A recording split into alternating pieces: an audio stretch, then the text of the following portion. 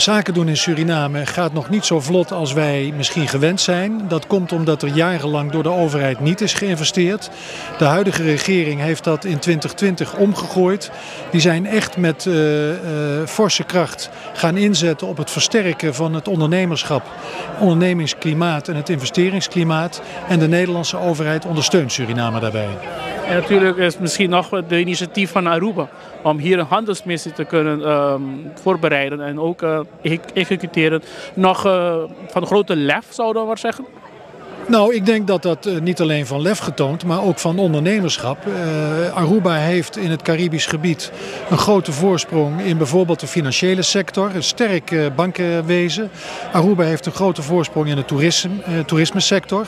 En Suriname krijgt straks enorme influx van bedrijven en expats in de oil en gas. En daar spelen, denk ik, die Arubaanse ondernemers op in. En natuurlijk ook de rol van de ambassade, maar ook van de consulaire zaken hier, geeft wel een enorme belangstelling voor Aruba. Ja, ik heb eerder vanavond gezegd tegen alle gasten dat ik koninkrijksambassadeur ben. Dus ik ben er ook voor het bedrijfsleven uit Aruba.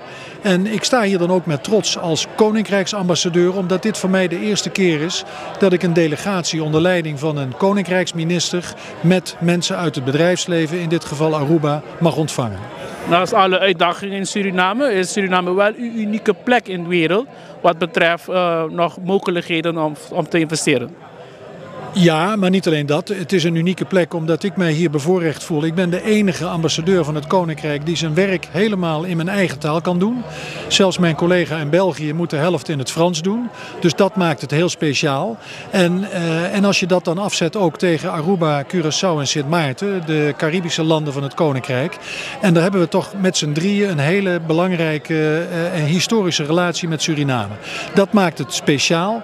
En ik geloof echt in de kansen die er zijn voor het Nederlandse bedrijfsleven, maar ook voor het bedrijfsleven van Caribisch Nederland hier in Suriname.